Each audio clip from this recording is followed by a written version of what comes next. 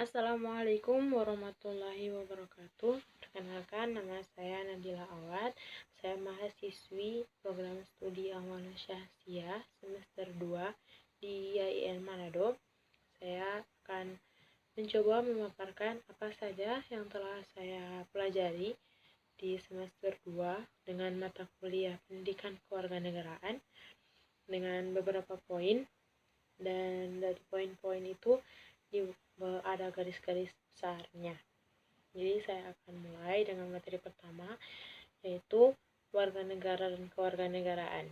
Jadi apa itu warga negara? Warga negara adalah suatu kelompok atau individu yang telah tinggal pada suatu wilayah dan diberikan suatu identitas dari wilayah tersebut yang kemudian disebut kewarganegaraan. Jadi apabila warga negara itu telah memberikan status kewarganegaraan kepada Anda misalnya, maka Anda telah menjadi warga negara dari negara tersebut. Ada dua asas yang dipakai dalam penentuan kewarganegaraan, yaitu asas ius soli atau law of the soil dan asas ius sanguinis atau law of the blood. Asas ius soli menentukan warga negaranya berdasarkan tempat tinggal atau kelahiran, dan asas ius sanguinis menentukan warga negaranya berdasarkan keturunan. Nah, bagaimana jika anak itu lahir dengan dua warga negara? Maksudnya ibunya berbeda negara dengan ayahnya. Jadi anak itu diberikan hak istimewa dua warga negara. Kemudian dari dua kewarganegaraan yang telah diberikan kepadanya, terserah dia nanti umur 18 tahun apakah dia akan mengambil kewarganegaraan yang mana, apakah dari ibunya atau ayahnya. Kemudian materi yang kedua adalah negara dan konstitusi. Negara adalah suatu tempat di mana masyarakat yang hidup di dalamnya memiliki tujuan hidup yang sama. Jadi suatu negara itu dinamakan negara apabila memiliki 3 unsur utama terbentuknya suatu negara, yaitu wilayah, pemerintahan, dan rakyat. Sedangkan konstitusi ialah suatu janji yang harus ditepati dan peraturan yang harus ditaati. Kedudukan konstitusi dalam kehidupan ketatanegaraan pada suatu negara sangat penting, yaitu sebagai hukum dasar dan sebagai hukum tertinggi.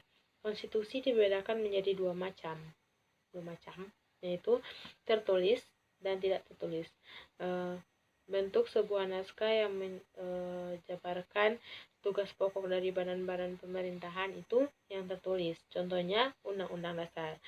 Kemudian konstitusi yang tidak tertulis yaitu aturan yang tidak tertulis yang ada dan dipelihara dalam praktik penyelenggaraan di suatu negara.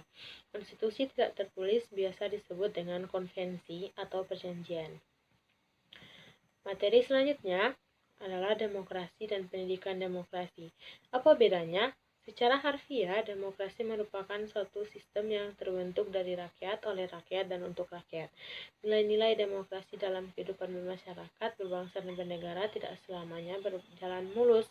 Makanya diperlukan pendidikan yang diberikan kepada masyarakat mengenai apa itu demokrasi agar nilai-nilai demokrasi itu dapat berjalan dengan baik.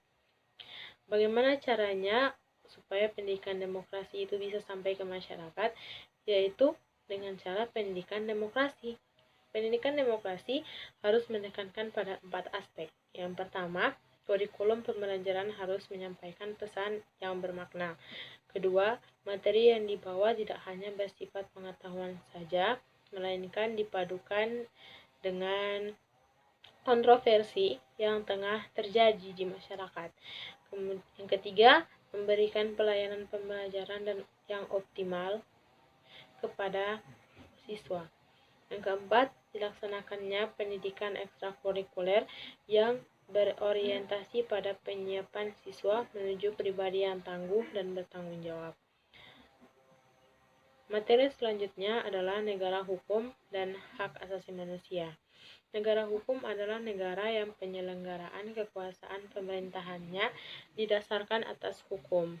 Negara berdasarkan atas hukum menempatkan hukum sebagai hak yang tertinggi atau supreme, sehingga ada istilah supremasi hukum. Supremasi hukum harus tidak boleh mengabaikan 3 ide dasar, yaitu keadilan, kemanfaatan, dan kepastian. Kemudian hak asasi manusia adalah hak yang diberikan kepada warga negara sejak dia lahir tanpa bisa diganggu-gugat. Jadi, setiap warga negara itu memiliki hak yang sama dalam melaksanakan kehidupannya yang tidak dapat diganggu-gugat oleh siapapun. Materi selanjutnya adalah wawasan Nusantara sebagai geopolitik di Indonesia. Wawasan Nusantara merupakan penerapan dari teori geopolitik bangsa Indonesia. Konsep geopolitik Indonesia berdasarkan pada pandangan kewilayahan dan kehidupan bangsa. Jadi, jika kita orang Indonesia, ya kita harus tahu dong wilayah apa saja yang ada di Indonesia. Kemudian materi selanjutnya adalah tata cara pemilu di Indonesia. Sesuai Undang-Undang Nomor 8 Tahun 2012, pemilu adalah sarana pelaksanaan kedaulatan rakyat yang dilaksanakan secara langsung, umum, bebas, rahasia, jujur, dan adil dalam Negara Kesatuan Indonesia berdasarkan Pancasila dan Undang-Undang Dasar Negara Republik Indonesia tahun 1945. Berdasarkan sejarah, pemilu dilaksanakan di Indonesia pertama kali di tahun 1955 yang memiliki payung hukum yang kuat, yaitu Undang-Undang Nomor 27 Tahun 1953 yang menyatakan bahwa pemilu dilakukan harus secara langsung, umum, bebas, dan rahasia dengan menggenggam asas langsung, umum, bebas, rahasia, jujur, dan adil. Materi selanjutnya, wawasan kebangsaan. Wawasan kebangsaan ini adalah suatu cara pandang bangsa Indonesia tentang diri serta juga lingkungannya, mengutamakan kesatuan serta persatuan wilayah dalam penyelenggaraan kehidupan bermasyarakat dan berbangsa serta juga bernegara. Singkatnya, sebagai suatu cara pandang dan juga sikap bangsa Indonesia terhadap diri bangsa tersebut dan juga bentuk geografisnya sendiri yang berdasarkan kepada Pancasila dan Undang-Undang 1945 dengan adanya sikap menghargai dan juga mengutamakan suatu kebinekaan di dalam mencapai cita-cita dan tujuan nasional. Bangsa kan adalah perasaan senasib dan sepenanggungan. Maka dari itu, jika kita sudah menanamkan kebangsaan di dalam diri kita masing-masing, maka kebinekaan itu dapat dirasakan dan bisa mencapai cita-cita dan tujuan nasional. Materi selanjutnya adalah politik dan strategi nasional. Strategi nasional adalah cara melaksanakan politik nasional dalam mencapai sasaran dan tujuan yang ditetapkan oleh politik nasional. Strategi nasional disusun untuk melaksanakan politik nasional, misalnya strategi jangka pendek, jangka menengah, dan jangka panjang. Politik strategi nasional yang telah berlangsung selama ini disusun berdasarkan sistem kenegaraan menurut Undang-Undang 1945. Sejak tahun 1985 berkembang pendapat yang mengatakan bahwa pemerintah dan lembaga-lembaga negara yang diatur dalam Undang-Undang 1945 merupakan suprastruktur politik dan infrastruktur politik.